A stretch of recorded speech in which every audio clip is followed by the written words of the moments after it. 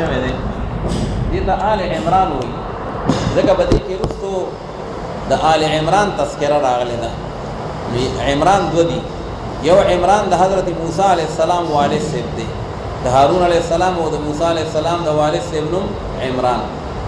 او دویم عمران چې دی هغه د مریم بیبي د والد صاحب نوم دی عمران. او دا دواړه عمرانین چې دي د دې په منځ کې تقریبا 1300 کاله فاصله ده. حضرت موسی علیہ السلام ډیر مخکې تیر شوی دی، او بیا دا حضرت عیسی علیہ السلام او مریم بیبي دا تقریبا 1300 کاله پس راغلي دي. نو که مراد د عمران نه د موسی علیہ السلام پلاری، نو بیا آل عمران په خپل موسی علیہ السلام شو، هارون علیہ السلام شو، دا آل عمران شو. او که مراد د عمران نه هغه د مریم بیبي والد سیوی، نو بیا آل عمران مریم بیبي شو او د هغې بچی حضرت عیسی علیہ السلام شو. خو زیاده مناسبه دا ده چې مراد د عمران نه هغه والد صاحب د مریم بیبي وي، ځکه چې زیاته واقعه پکې د هغې راغلې ده. بهرحال دا مدني صورت دی، نو په دې کې مضامین اربعه، توحید او رسالت او بعث بعد الموت او جهاد فی سبیل الله، د هغې دپاره د غزوه بدر او دارنګه د غزوه احد د هغې تفصیلي واقعات هغه په دې صورت کې را روان دي په صورت آل عمران کې. د دې صورت ربط د ما قبل سره هغه واضح دی. په صورت بقره کې په آخر کې چې څومره احکامات بیان شو، ایمانیات، اعمال او اخلاق، او بیا د مونځ، د روژې او د حج او د زکات احکام، او بیا د هغې سره د نکاح او د طلاق او د خلع او د قصاص او د وصیت، او دارنګه چې کوم دی د متوفى عنها زوجها د هغې د عدت او د مطلقې د عدت، او بیا د هغې دپاره د مهر قبل الدخول او بعد الدخول، نو دا ټول احکامات په تفصیل سره هغه بیان شو. او په آخر کې وی چې فانصرنا علی القوم الکافرین، خدای پاک مونږ عهد کو چې ستا په دې دین باندې او ستا په دې قرآن باندې به مونږ عمل کو، او ته زمونږ سره دا مهرباني وکړه چې د کافرانو مقابله کې زمونږ مدد وکړي او مونږ له په هغې باندې فتح راکړي. په دې صورت کې د هغه فتح یو نظیر او مثال بیان شوی دی. ځکه پیغمبر علیه السلام مدینه منوره کې و، نو نجران په عربو کې یو علاقه ده، اول ته کې عیسایان آبادو، نو د نجران د عیسایانو وفد راغی پیغمبر علیه السلام ته، چې راغلل میلمانه و، پیغمبر علیه السلام اکرام او دار و مدار وکړو، هغې د اسلام باره کې سوالات شروع کړل،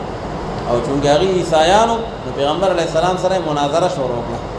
پیغمبر علیه السلام ورته په توحید باندې دلایل ویل،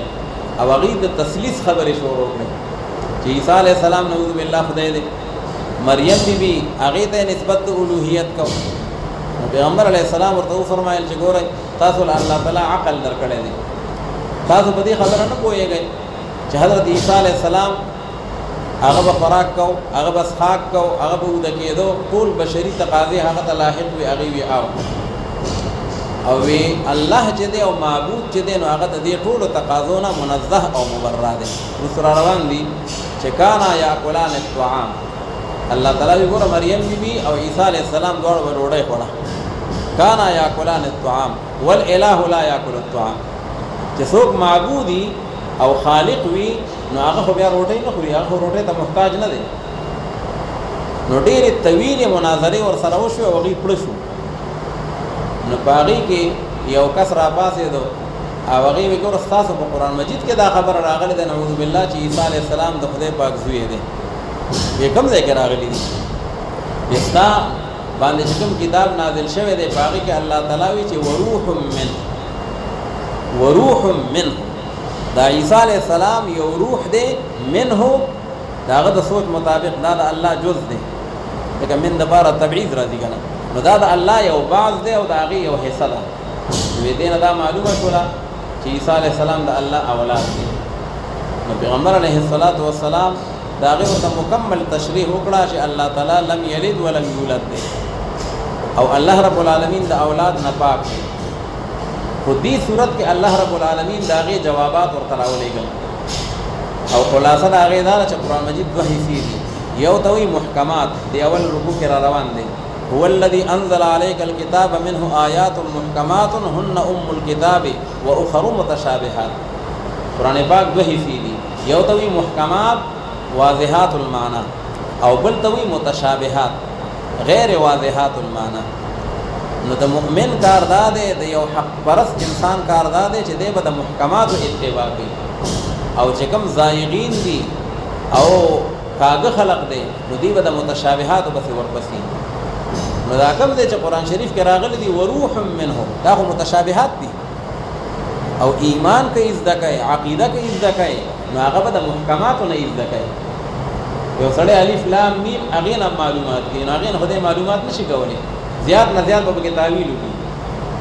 خو په قسم سره خو بیا هم نشي ویلی چې دغه مراد دی او دغه مطلب دی. ممکنه ده چې وي دا پکې اشاره. نو الله تعالی فرمایي چې ګورئ د محکمات پرې ښودل او د متشابهاتو پسې ورپسې کېدل دا عقلمندي نه ده. د دې وجه نه وي د یو عالم د یو عیسائی پادري سره مناظره وه، هم په دې خبره باندې چې هغه عیسی علیه السلام ابن الله، او عالم ورته وی چې نه الله تعالی د ابن نه منزه او مبرأ دی. هغه ورته قرآن مجید کې داسې ټکي راغلی دی وروح منه. هغه ورته بیا خو په سورة الجاثیه کې راغلی دی چې د اسمان او د ځمکه او د کائنات چې دی جمیعا منه، دا ټول د الله د طرف نه دي. نعوذ بالله ته وسوي چې دا ټول د الله بعض دی او د الله حصہ او د الله تعالی اولاد راځي. هغه لا جواب شي. الله رب العالمین په دې سورة آل عمران کې چې کوم د هغې وفد راغلی و د نجران د علاقې د عیسایانو او پیغمبر علیه السلام سره مناظره وکړه، او په آخر کې په مناظره کې هغې چې کوم دی فیل شو. پیغمبر علیه السلام او صحابه کرامو له الله تعالی فتح ورکړه، فانصرنا علی القوم الکافرین. په مناظره کې ته وګټله. نو چې کله مناظره کې پوره شو هغې بیا هم چې کوم دی نو هغه خپله خبره نه منله. پیغمبر علیه السلام په هغې کې یو مشر عبدالمسیح به یې ورته وی داسې کار به وکړو راځئ چې مباهله وکړو. اوس را روان دي په دې صورت کې مباهله به وکړو. مباهلې معنا دا ده چې تاسو او مونږ به ټول په یو ځای کې کینو، او بیا به د الله تعالی نه درخواست وکړو، او الله تعالی ته به زاري وکړو چې خدای پاکه څوک په حقه دی هغه کامیاب کړي، او چې څوک په غلطه او په باطله او په ناحقه دی خدای پاکه تباه او بربادي کړي. خیرې به ورته وکړو، وی راځئ میدان ته راوځئ. نو چې کله د مباهلې حکم راغی نو پیغمبر علیه السلام په خپله راووت میدان ته،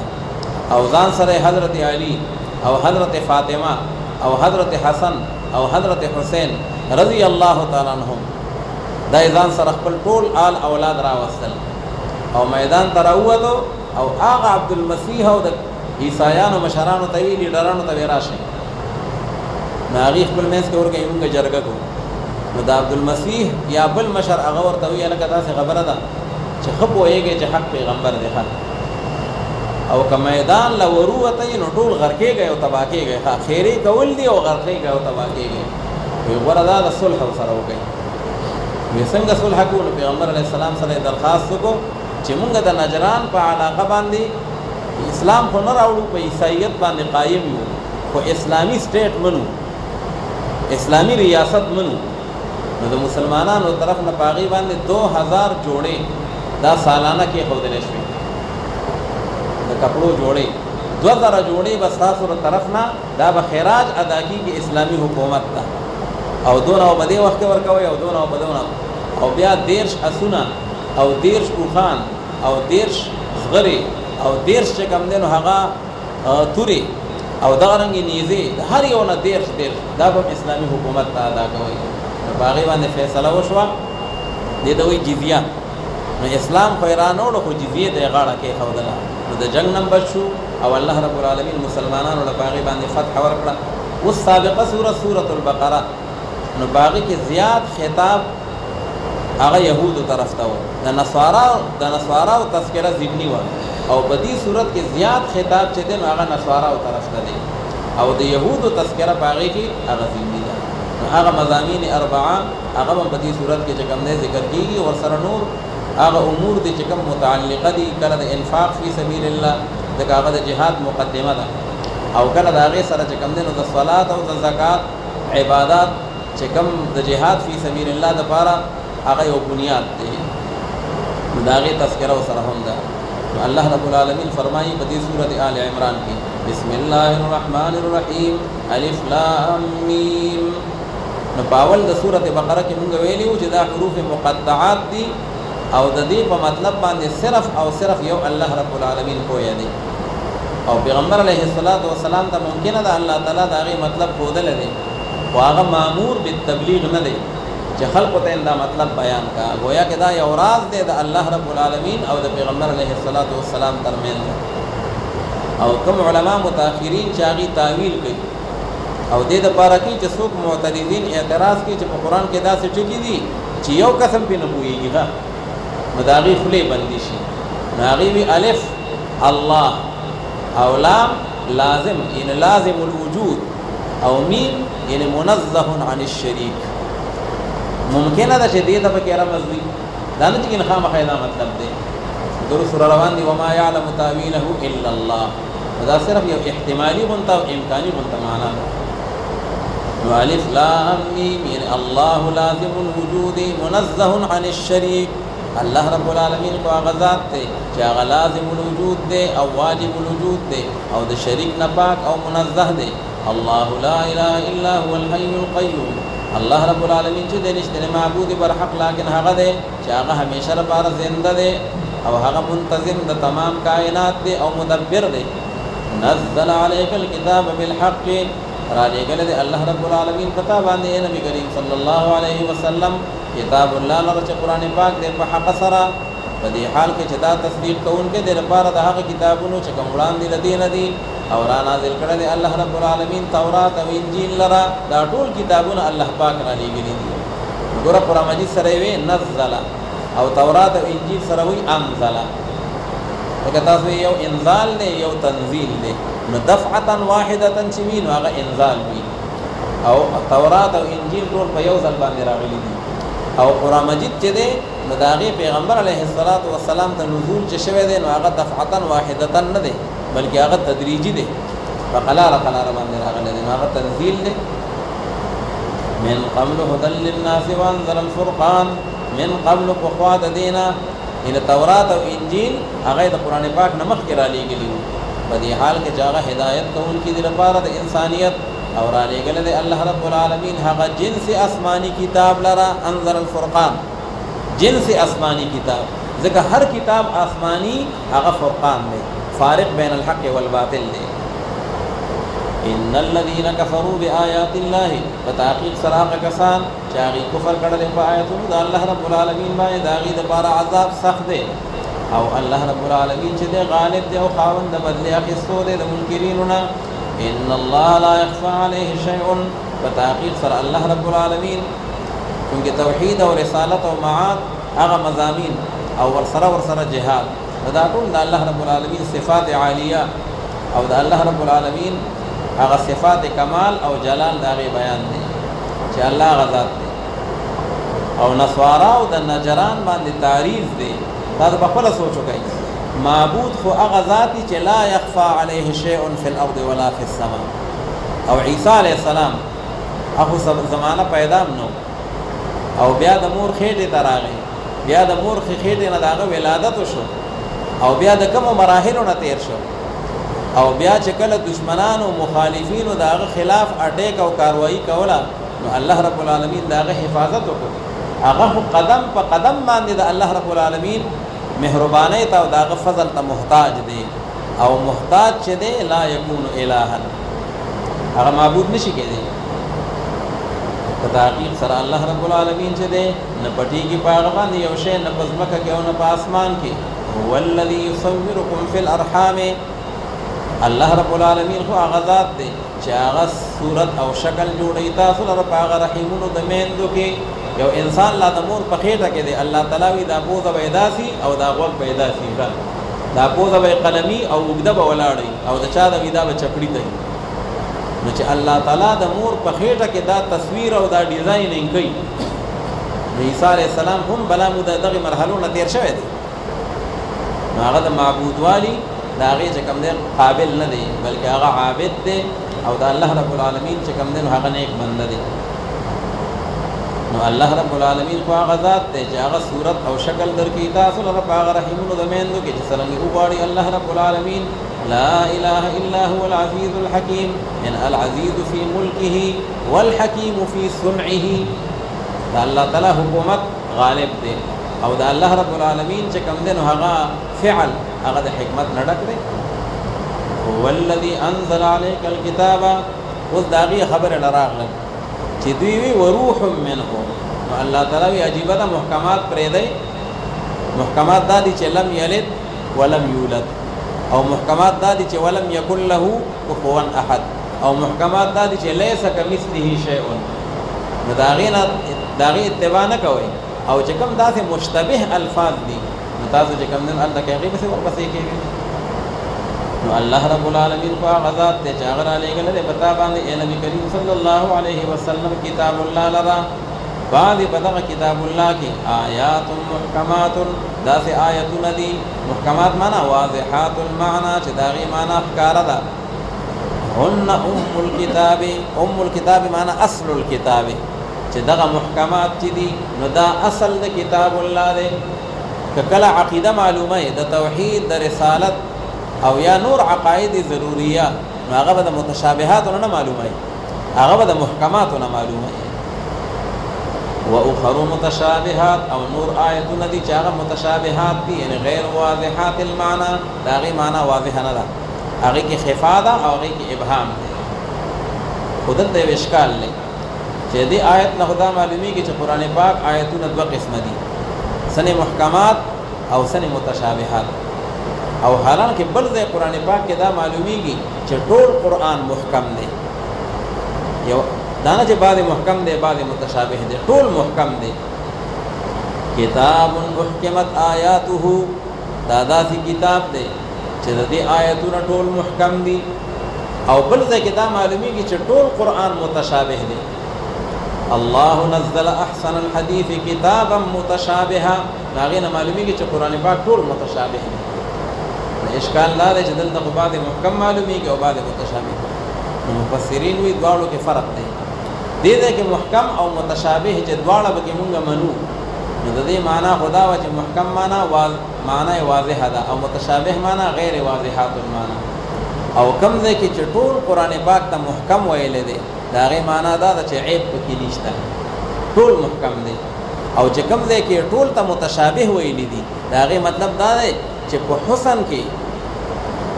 کې او په مضامینو کې ټول آیتونه یو بل سره متشابه دي. ورا دغه مضامین دي آل عمران کې دي او دغه مضامین سورۃ البقره کې دي، او دغه کلمات دي هغه په آخري سپاره کې دي او هغه په اولو کې دي. هغه الفاظ معاد کیږي او بار بار تکراریږي. دوړو معناګانو کې فرق دی. و اخر متشابهات فاما الذين في قلوبهم زيغ معنا ميل الى الكفر، بس هر چا هغه کسان دي چې په زړونو داغي کې کوواله دي په طرف د کفر او د بدعت باندې، فيتبعون ما تشابه منه، ندي ورپسې کیږي په هغه آیاتونو پسې چې کوم متشابه دي په قران پاک کې محکمات پری دي او متشابهات پسې ورپسې کیږي. او دا کارول کوي ابتغاء الفتنه، د پاره د لټولو د فتنه دی په خپل په کفر او په بدعت کې واقع کیږي او مخلوق او نور انسانان هم باغی کې واقع کیږي. متشابهات به ورپسې شي. او ابتغاء تاویل، او د پاره د لټولو د هغه تاویل او د مطلب د هغه. وما يعلم تاويله الا الله، او حال لا چې نه پويږي په هغه معنا د دغه متشابه باندې لیکن صرف یو الله. امام ابو حنیفه رحمت الله علیه او ډیر مجتهدین هغه په لفظ الله باندې وقف لازم دی. د متشابه په مطلب باندې صرف څوک پويږي الله. او دا والراسخون فی العلم دا ځان له جمله مستانفه ده. ويقول الراسخون، او چکم راسخین فی العلم دی نو هغه خدا دی وی چې بس دا ټول د الله د طرف نه دی او زمونږ په دې باندې ایمان دی. او امام شافعی رحمه الله او بعض مجتهدین هغه وی چې دا والراسخون عطف دی په لفظ الله باندې. نبی معنا دا ده چې وما يعلم تاويله الا الله والراسخون في العلم، او نه پوهیږي په مطلب د دغه متشابهات باندې لیکن صرف الله او راسخین فی العلم، چې کوم په علم کې راسخ دي او مضبوط دي نو هغه د هغې په مراد باندې پوهیږي. خو محققین وی دې دواړو قولونو منځ کې وی دا نزاع لفظي ده، دا نزاع حقیقی نه ده، دا د درې شلې او شپېتو جنګ دی. هغه یو سړی وي چې ما تا باندې 3 روپۍ دي، هغه وینا 70 روپۍ دي لکه اخلي خو ټیک ده کني. بل سړی راغی وی جنګ مکه وی 3 او 70 یو شی دی. نو دلته هم داسې ده چې څوک وایي چې د متشابهاتو په مطلب باندې ما سوا د الله نه بل څوک نه پوهېږي، نو هغه معنا حقیقي یادوي. او چې څوک وایي چې نه راسخین پې پوهېږي، نو هغه معنا حقیقي نه یادوي، معنا تاویلي یادوي. ممکنه ده چې دا یې مطلبي کېدی شي چې دې ته پکې اشاره او نور قطعا او یقینا څوک دا نشي ویلی چې او دا د الله رب العالمین مراد دی. وما يعلم تاويله الا الله، او نه پوهېږي په هغه مطلب د دغه متشابه باندې لیکن صرف یو الله او هغه کسان چې هغه محکم دي په علم کې، نو هغوی داسې وایي چې موږ ایمان راوړی دی په دې متشابهاتو باندې او په دې قرآن پاک باندې. کل من عند ربنا کل من المحکم والمتشابه، که محکم دی که متشابه دی خدا د جانب د پروردگار زمونږ نه دی او نصیحت نه قبلی، لیکن خاوندان د عقلونو. ربنا لا تزغ قلوبنا، یعنی یقولون فی الدعاء، دا راسخین فی العلم چې دعاګانې غواړي نو داسې وایي چې ای پروردگار زمونږه مکه گئے ته دې زړونو زمونږ لره رسو د هغې نه چې تا هدایت کړی دی مونږ ته. وهب لنا من لدنک رحمتا، او ته راوبخي مونږ ته د خپل جانب نه هغه رحمت او مهربانۍ لره. او په تحقیق سره ته چې الوهاب ته ورکوونکی او ته هبه کوونکی د هغه ټولو نعمتونو. ربنا انک جامع الناس،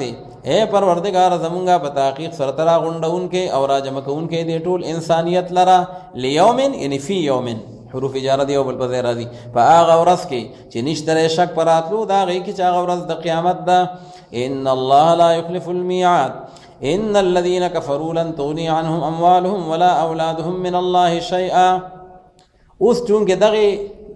نصارا او د نجران او یا نور کافران چې حق ورته واضح شو او د هغې باوجود د هغې اتباع نه کوي او محکمات پرېږدي او په متشابهاتو پسې ورپسې کېږي او د حق اتباع چې کوم دی نو هغه نه کوي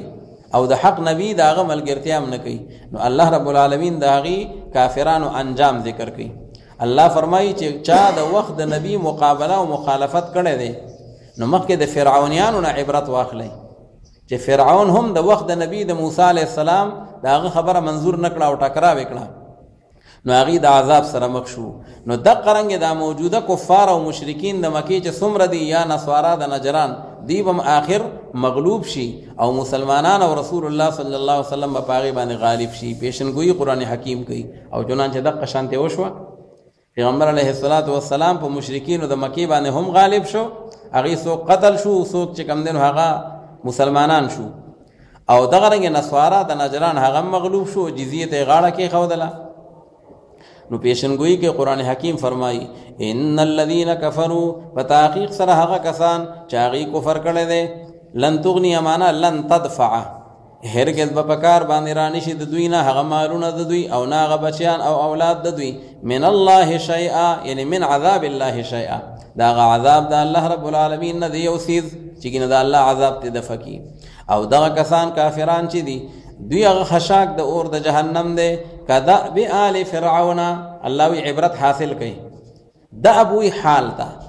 او دا خبر دی مبتدا محذوفه ده، یعنی دأبهم کدأب آل فرعون، حال د دې موجوده او کفارو داسې دی په شان د حال د فرعونیانو څنګه چې هغوی مغلوبه شوي د موسی علیه السلام په مقابله کې، نو دوی به مغلوبه شي د رسول الله صلی الله علیه وسلم په مقابله کې. نو کدأب آل فرعون یعنی حال د دوی موجوده او کفارو په شان د هغه حال د فرعونیانو دی او په شان د هغې کافرانو دی چې کوم وړاندې له دوی نه وو. کذبوا بآیاتنا چې دوی دروغجن ګڼلي وو آیتونو زموږ لره، پس راونیسل دوی لره الله رب العالمین په سبب د هغه ګناهونو د دوی باندې بذنوبهم یعنی بشرکهم، ځکه د ټولو نه غټ ذنب چې دی نو هغه د شرک او کفر. او الله رب العالمین سخت سزا ورکوونکی دی. قل للذین کفروا، تو فرمایا پیغمبر علیه السلام دغه کافرانو ته چې زر ده چې تاسو مغلوب کړی شئ او تاسو به جمع کړی شئ په طرف د جهنم باندې، وتحشرون یعنی وتجمعون. او جهنم چونکې دا مؤنث سماعي دی نو یو پکې تانیث دی او بل پکې عالمیت دی، نو غیر منصرف دی، دی وجنه جری په فتحې سره دی په کسرې سره نه دی الی جهنم او جهنم چې دی نو دا هغه طبقه ده د اور ځکه چې لها 7 ابواب لكل باب منهم جزء مقسوم نو جهنم دی او بیا سعیر دی او بیا سقر دی او بیا لظوا ده او بیا حطمه ده او بیا جحیم دی او بیا حاویه ده نو جهنم دا ټولو نه هغه نرم کلاس دی لعصاة المؤمنین د دې امت چې کوم ګناهګاره طبقه ده نو دا به که الله یې معاف نه کړي نو جهنم لبځي او بیا سعیر دا د نصاراو دپاره دی او سقر دا د یهودیانو دپاره دی او لظوا دا د صابئینو دپاره دی او حطمه دا د مجوسو دپاره دی او جحیم دا د مشرکینو دپاره دی او حاویه دا د منافقینو دپاره د ټولو نه لاندې ان المنافقین فی الدرک الاسفل من النار نو الله رب العالمین فرمایي چې دوی له دا وارننګ ورکا چې که تاسو سمیږئ نه نو مغلوب بشئ دغه وخت لا د بدر جنگ نو شوی او بیا وروسته په بدر کې مغلوب شو ټول وتحشرون الى جهنم وبئس المهاد او ډیره بده بچونه دغه جهنم قد كان لكم آیه فی فئتین التقطا اوس الله رب العالمین د غزوه بدر د هغې نقشه مخې ته کوي مخکې خو یې پیشنګویي ورکړه چې کافران به مغلوب شي لکه بدر کې مغلوب شي نو دوه ډلې وي یو د اهل حقو 313 کسان دي د رسول الله صلی الله علیه وسلم په قیادت کې او بل طرف ته د اهل باطل مشرکین مکه 1000 لشکر جرار دی او 313 کسان چې دي د هغې سره 2 اسونه دي او شپږ د هغې سره هغه چې کوم دی نیزې دي او 8 سره توري دي او باقي ټول فوج چې دی نو چا سره لوړ دی چا سره کوتک دی او چا سره لینده او مچوغ نه ده او کافران چې 1000 دي هغه لشکر جرار دی په اسلحې سره لیس دي او هر قسم طاقت او قوت ظاهري هغه سره شته او چې کله د بدر په میدان باندې یو ځای شو نو آخرکار الله رب العالمین هغه خپله وعده رښتینې کړه هغه لږ کسان هغه په هغه ډېر فوج لشکر جرار باندې غالب کو نو الله تعالی وی دی موجوده او نورو کفارو ته ووایه چې تاسو هم د دین عبرت او د دین نصیحت حاصل کړئ او بیا په آخرت کې چې کومه سزا ده مکذبینو ته او کفارو مشرکینو ته نو خو واضحه ده نو الله تعالی وی د دې واقعین عبرت واخلئ قد کان لکم آیه فی فئتین التقطا په تحقیق سره موجود دی ستاسو لپاره یو نښه د عبرت په هغه دوو ډلو او په هغه دوو فوجونو کې التقطا چې د یو بل سره میلاو شو فی بدرن د یو بل سره د بدر په میدان باندې میلاو شو هغه 2 فوجونه او هغه 2 ډلې اوس دا 2 فوجونه کم دي فئاتن تقاتل فی سبیل الله یو هغه ډله او هغه لښکر دی چې هغه جنګیږي په لار د الله رب العالمین کې 313 کسان دي او په سرونو باندې کفنونه تړلي دي صرف د الله رب العالمین د دین د سربلندۍ دپاره و اخرى کافرة او هغه بله ډله چې د هغه کافره او مشرکه ډله ده د ابوجهل په قیادت کې او د هغه یې لیډنګ کوي یرونهم مثلیهم رأی العین نو دې ته خیال وکړئ یرونهم یو ضمیر مرفوعه ده او یو ضمیر منصوبه ده او مثلیهم نو یاسن حضرات مفسرین مطلب دا ده چې دا ضمیر مرفوعه دا دی مسلمانانو ته راجع شي مسلمان ډلې ته او دا ضمیر منصوبه دا د کافرانو ته راجع شي نو معنا به داسې کو یرونهم چې لیدو دغه مسلمانانو دغه کافرانو لره مثلیهم دو چند خپل ځان نه مسلمانان ولګېدل او کافران لیدل دو چند خپل ځان نه نو مسلمانان څونه و 313 نو کافران ورته داسې ښکارېدل لکه 600 لګبګ نو بړوي دا خو دونه نه دي خو دومره ده چې یو په 2 رانه سیوا دي او هسې مسلمان خو چې یو وي نو 2 کافرانو سره مقابله کوی شي که نه حقیقت کې خو هغه یو په 3 سیوه خو الله تعالی داسې مهرباني وکړه چې هغه ورته ښکاره کړل یو په 2 باندې سیوه او یاد ده چې یرونهم چې لیده به دي مسلمانانو د کافرانو لره مثلیهم دو چند هغې دو چند خپل ځان نه دو چند هغې او کافران څونه 1000 نو کافران مسلمانانو ته ښکاره شو 2000 کسان ځکه الله رب العالمین دا یو امتحان په صحابه کرامو باندې راوست چې ورکه دومره عظیم لشکر جرار چې اسیم یو په 3 ډېر دی او لا ښکاره ورته چې کوم دی نو هغه د خپل فوج نه یو په 2 شي نو الله تعالی نورم د هغې امتحان په دوی باندې هغه په اول کې واخیسته او یا بالعکس ده بالعکس دا ده چې دا ضمیر مرفوعه کافرانو ته راجي شي او ضمیر منصوبه مسلمانانو ته راجي شي. نو بیا معنا دا ده چې یرونهم لیده به د کافرانو دغې مسلمانانو لره مثلیهم دوچند، نو یا دوچند د خپل ځان،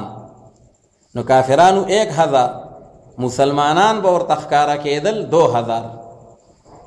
او یا مثلیهم دوچند مسلمانانو، نو مسلمانانو 313 کافرانو ته به ښکارېدل تقریبا 600 سره پاسه.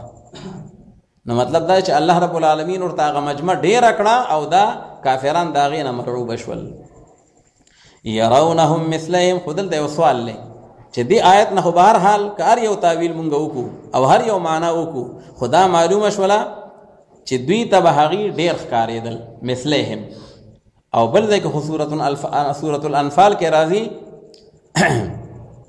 اذ التقیتم فی اعینکم ویقللکم فی اعینهم، نو بیا مسلمانان کافرانو ته لږ ښکارېدل او کافران مسلمانانو ته لږ ښکارېدل. دلته خو معلومېږي ډېرو ته ښکارېدل او هلته کې یقللکم راغلی دی، لږ به ورته ښکارېدل. نو علماوی دواړو کې تطبیق دا دی چې یو د جنگ د شروع نه مخکې مرحله ده او یو بالکل عیني د جنگ مرحله ده. نو د جنگ د شروع کېدو نه مخکې هغه خو دا حالاتو یرونهم مثلیهم، او چې کله بیا جنگ شروع شو نو بیا مسلمانانو ته کافران لږ ښکارېدل. صحابه کرام مونږ د یو بل نه تپوس کوو چې هلکه دا کافران به څونه وي، مونږ خو 313 مونږ ته د خپل تعداد معلوم و، هلکه دا به څونه وي؟ نو مونږ چا وي چې 80 کسان دي، چا وي 80 کسان دي، چا وي 100 کسان دي. وی راځئ چې ورځو پېښه. او کافران چې 1000 مسلمانان خو 313 وو، خو یو بل نه به یې تپوس کوو دا مسلمانان به څونه وي؟ هغې وی 4 کسان دي، راځئ چې ورځو پېښه. نو جنگ گرم شو، میدان ولګید او الله رب العالمین حق ته فتح ورکړه او باطل ته الله رب العالمین شکست ورکړو. نو الله تعالی فرمایي چې نور د دنیا ټول کفار دي د دې واقعې نه عبرت واخلي چې که چېرې دوی سمیږي نه نو آخري فتحه دا به د اسلام وي او دا به چې کوم دی د دین وي او کافران هغه به مغلوبه کېږي. یرونهم مثلیهم رأی العین، د سترګو په لیدو باندې دوی ته به هغې دوچند ښکارېدل بالکل سامنا د سترګو په لیدو باندې. والله یؤید بنصره من یشاء، او الله رب العالمین چې دی هغه مضبوطی او هغه قوي کوي په خپل امداد سره هغه چاته چې وغواړي. په تحقیق سره به دې مذکور بیان کې خامخا عبرت او نصیحت دی د پاره د خاوندانو د عقلونو چې څوک د سترګو خاوندان دي او د زړه سترګې لري، نو دا د هغې دپاره لویه د نصیحت واقعه ده چې ګوره لږ کسان ورکوټی جماعت بې اصلحې دا په دونه لوی جماعت باندې ولې غالب شو؟ ځکه د الله امداد سره و او دا په حقه باندې دي. زین للناس حب الشهوات من النساء، اوس دا دی چې اسلام حق دی، نو بیا دا کافران او دا مشرکین دا د ناحق مرسته ولې کوي؟ په کار خدا و چې دوی حق ته راغلی وی او هغه صراط مستقیم ته راغلی وی. الله وی رکاوټونه ورته شته که نه؟ هغه رکاوټونه څه دي؟ نو څوک د ښځو په چکر کې شو، څوک د مال دولت د هغې په چکر کې شو، څوک مالی مفادات هغې پسې ورپسې شو، نو حق ته نه پاتې شه صراط مستقیم او دی په غلطه لار باندې روان شو. نو دا څومره چې د دنیا څیزونه دي، مال متاع دی او حب مال او حب جاه دی، دا د انسان دپاره رکاوټ جوړ شي. حالانکه الله تعالی وایي دا څیزونه ګوره د دنیا څیزونه دي، ذلک متاع الحیات الدنیا، په آخرت کې نه دي هیڅ حیثیت نشته. په آخرت کې عقیده او نیک عمل په کار باندې راځي. نو دا هغه رکاوټونه ذکر کوي چې کافران څه شي رامنې کړي دي. زین للناس حب الشهوات، ښایسته کړی شوی دی دې خلقو ته هغه محبت د خواهشاتو. اوس مجهوله صیغه ده، زین للناس، دا ورته ښایسته کړی شوی دی. چا ښایسته کړی دی؟ نو یا خو الله ښایسته کړی دی، ځکه دا یو امتحان دی دنیا، او یا شیطان ښایسته کړی دی، ځکه چې وزین لهم الشیطان اعمالهم، نو بیا نسبت شیطان ته هم کېږي. حب الشهوات من النساء، هغه محبت چې کوم دی او هغه لذتونه د خواهشاتو چې هغه څه دي؟ چې هغه زنانه دي او دارنګې زامن دي. والقناطیر المقنطرة، یعنې والاموال المجتمعة. قناطیر جمع د قنطوار ده، قنطوار وی خزانې ته. نو هغه لوی لوی ډیري په بینکونو کې چې کم بینک بیلنس دي، نو الله تعالی وی هغه ټول مالونه په هغې باندې دا خلک مړه دي. من الذهب والفضه، چې هغه سره او سپین دي، او هغه اسونه دي المسومه، چې هغه نشاندار دي. دا کم کاره اسوي او بهترین اسوي نو پاغي باندې د نجابت او د کرامت هغه نخ لګیدلی. نو والخیل المسومه او هغه اسونه چې هغه نشاندار دي او دارنګ هغه چارپایان او هغه فصلونه دونه من غنم می وشو دونه من جوار می وشو خلق ټول بدی کې الله تعالی وی لګیدل دي. ذالک متاع الحیات الدنیا دا چې کوم بیانېږي نو دا غ سامان او دا غ فائدہ لدی ژوند د دنیا دا او الله رب العالمین چې د پنځ دا غ باندې بهترین مرجع دی حسن المآب بهترین انجام الله سره دی هو الجنه. قل او نبئکم بخیر من ذالکم وصلی الله تعالی فرمای چې دا خلق ټول مراګانی تړلې دي او سار ارسړې پمنډه دي را پاسی او پمنډه رواني نو الله تعالی وی دا ټول په فانی پس روان دي او راشه چې زه تر باقی درس درکم چې دغه په مقابله کې عمده او بهترین شی هغه سره هغه د جنت نعمتونه دي او هغه د هغه حور عین دي او هغه د الله رب العالمین هغه رضامندی ده چې په هغه بچرته فنا ناراضي او د دنیا د حکنن نه نو دا باغ و بهار سبا تعالی واخلا. قل او نبئکم بخیر من ذالکم تو فرمای پیغمبر علیه الصلاۃ والسلام چې از خبر درکم تاسو ته هغه ډیر بهترین سره دغه نه دا تاسو چې کوم یادوي د دنیا سیدونه د دینه ډیر بهتر شی درته وخم او عمده للذین اتقوا عند ربهم دا پاره د هغه خلقو اتقوا یعنی اتقوا الله چې هغه د خدای نه یریږي تقوا اختیار کړی د الله رب العالمین نافرمانی نه کوي نه د پاره د متقیانو پرهیزګارو پنځ د پروردگار د دوی باندې داسې باغونه دي چې بهیږي لاندې د اونو داغې نه نهرونه نو د للذین اتقوا دا ول خبر مقدم دی او جنات دا مبتدا مؤخره ده چې بهیږي لاندې د اونو داغې نه نهرونه او دی به همیشه پاغي کې خالدین فیها دا خالدین حال له خودی دوی حال مقدره ځکه چې په زمانہ قانون دی په حال کې چې حال چی دا مقارن د عامل د ذل حال سره تو جاءنی زید راکبا نو دا رکوب او مجیئت هغه د سړی را روان دی او سور دی ښه نو دا خو یو شانتی او چې کله دا جنتیان جنت ته داخليږي نو د داخلېدو په زمانہ کې خلود نشته خلود خو همیشوالی ته ویل کی نو معنا دار چې د دې لپاره دا فرض کړی شوی دی او دا فیصله کړی شوی دا چې دی به ابدا په جنت کې داخليږي نو دې دوی حال مقدره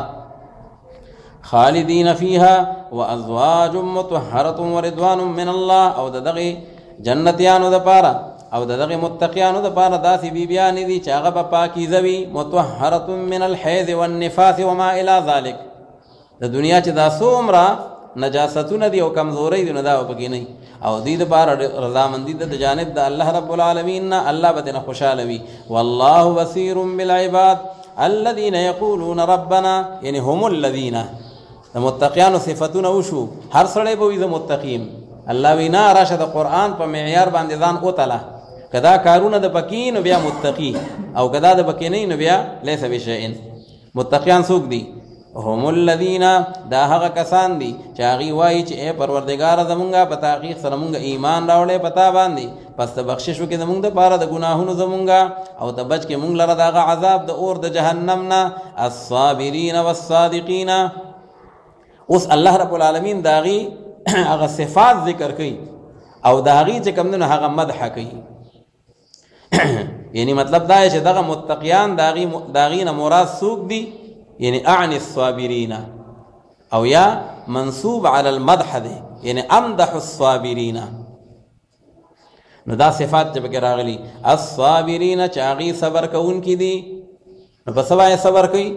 نو صبر کی عن المعصیت د گناہ نه هم صبر کی او صبر کی فی المصیبت په مصیبت کی صبر کی او صبر کی علی الطاعت په نیکی باندې هم صبر کی چې کدا روزه دا او کدا جهاد فی سبیل الله دے کمالی جانی سمر دی خو بس صبر نه بکار اخلم ذکر روزه در صبر میاشت ده. والصادقین او دغه کسان چې هغه رښتینی دي فی قولهم چې سی ویل دي لا اله الا الله نه ته په دروغ نه دا ویل خو پر رښتیا باندې کلمه ویل ده اوس دغه ټوله تقاضی پوره کوي. او قانتین معنا مطیعين او هغه کسان چې هغه تابعدار دي د الله تعالی تابعداری کوونکي دي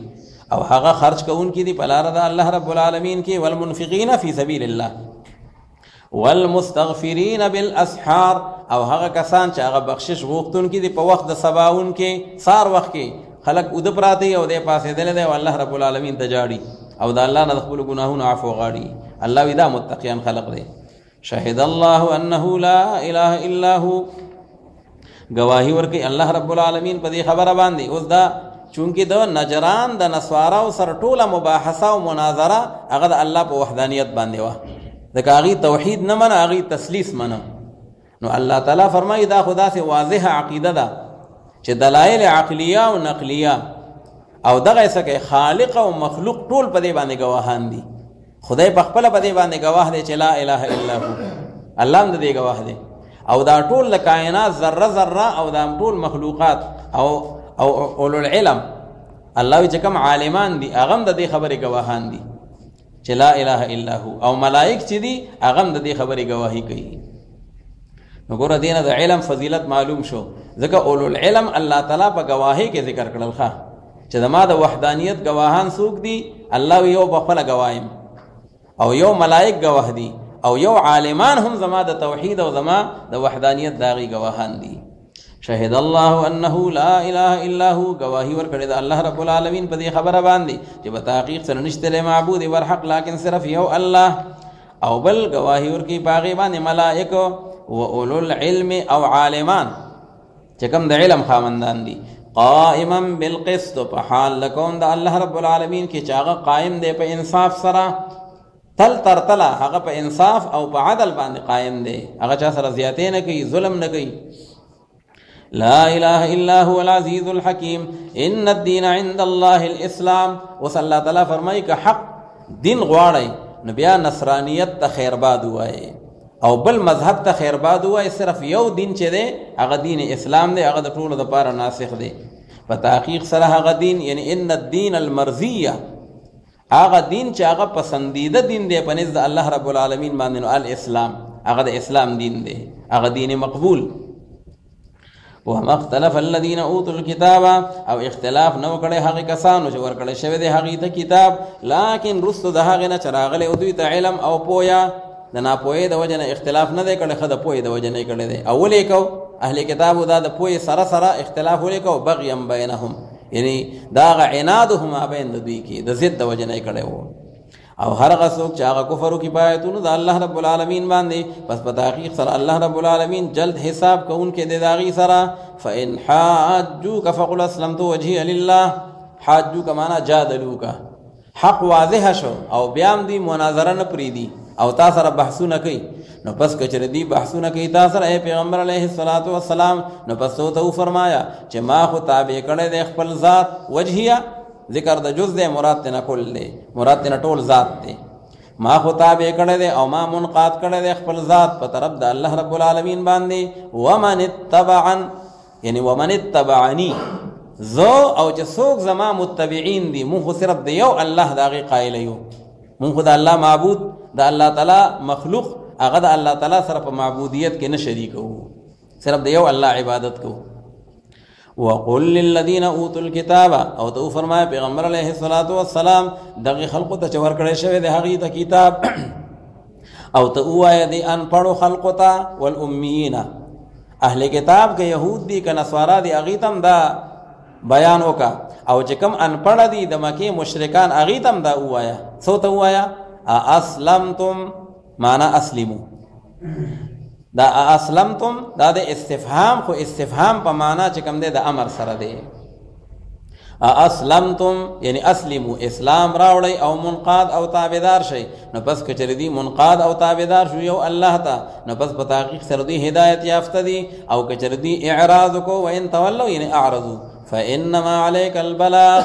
نو پس په تحقیق سره په تا باندې تبلیغ زما د احکامو دی، ستا ډیوټي خدا ده. وعلینا الحساب، دوی سره بیا حساب کتاب الله وی هغه زما ډیوټي ده، هغه ستا نه ده. فإنما عليك البلاغ والله بصير بالعباد ان الذين يكفرون بآيات الله ويقتلون النبيين. مخکم د اهل کتاب بیان دی چې کوم د حق نه انحراف کړي او نصارا د نجران او نور، او دام الله رب العالمین د هغه اهل کتاب تذکره کوي، خصوصا یهود، ځکه یهودیان لګېدلي دي په یو ورځ کې 43 پیغمبران دا شهیدان کړل. د هغه پیغمبرانو د تایید او د نصرت لپاره د هغې صحابه او د هغې ملګري راوچت شول او دوی ته وی ظالمانو دا ظلم مه کوئ. نو دیو لګېدل هغه هم ټول شهیدان کړل 170 کسان عالمان او د هغې صحابه کرام. نو الله رب العالمین فرمایي چې هغه خلق چې هغې د پیغمبرانو قاتلین دي او هغې چې کوم دی نو هغه د راه حق نه او د راه هدایت نه د هغې نه انحراف کړی دی، نو د هغې خلقو دپاره الله تعالی وعید شدید ذکر کوي او د هغې دپاره زورنه او عتاب ذکر کوي. نو فرمایي په تحقیق سره هغه کسان، نو دا تخویف دی د هغې دپاره، په تحقیق سره هغه کسان چې کفر کوي په آیتونو د الله رب العالمین باندې او دوی شهیدان کوي پیغمبرانو لره په ناحقه باندې ويقتلون الذين او دوی شهیدان کوي هغې خلقو لره چې کوم حکم کوي دوی ته په انصاف سره په خلقو کې چې هغه عالمان دي او د پیغمبرانو صحابه کرام دي. نو دغه خلق چې دي فبشرهم بعذاب علیم،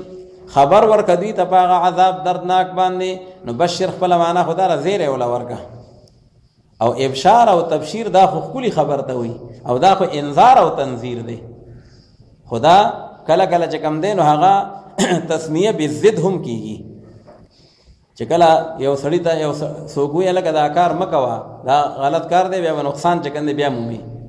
او دی په مکه نه نو چې آخر هغه نقصان ورته میلاو شي نو خلکو ته یو پلان کې مبارک شه. نو دا مطلب نه دی چې دا د مبارکۍ کار دی، خو دی ورته وایي چې ما خو شل پیرې پوهې کړه خو ته نه پوهېدې. نو الله تعالی فبشرهم بعذاب علیم، دوی له د عذاب علیم زیری ورکه. نو دا زیری خو نه دی، خو بهرحال دا ذق انک انت العزیز الکریم، دا د هغې قبیلې نه دی. اولئک الذین حبطت اعمالهم، دغه کسان دغه کافران هغه خلق دی حبطت معنا ضاعت چې ضایع شوي دی هغه اعمال د دوی په دې ژوند د دنیا او په آخرت باندې. که دوی صله رحمي کوي یا چرته خیرات کوي، دا ډېر عیسایان وایي مونږ هسپتالونه جوړو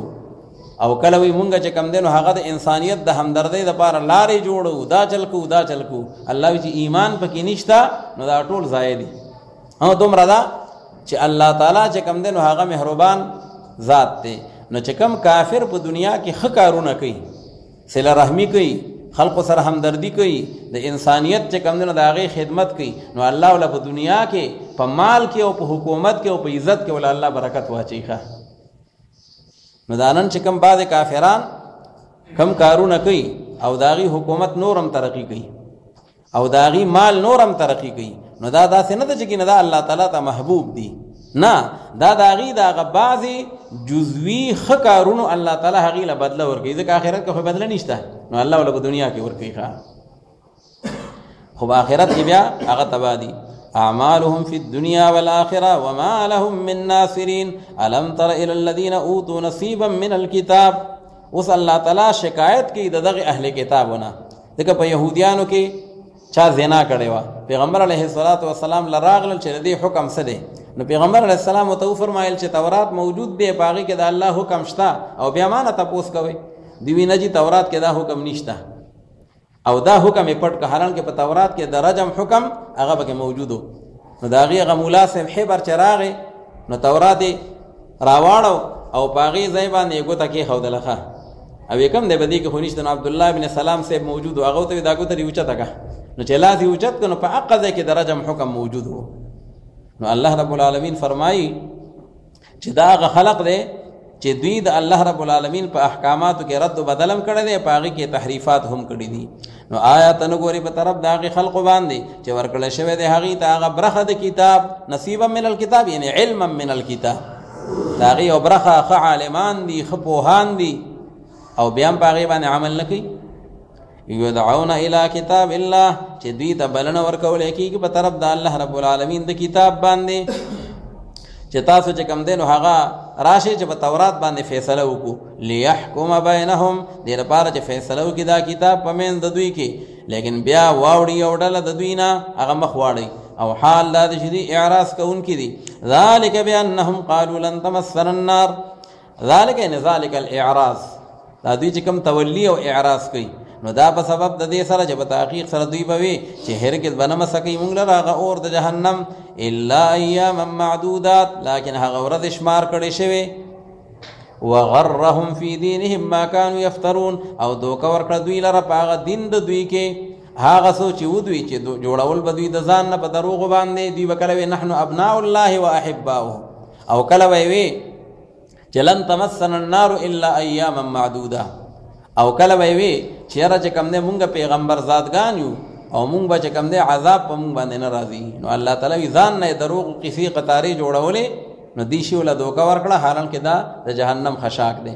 فکیف اذا جمعناهم لیوم، پس څرنګه وي فکیف حالهم،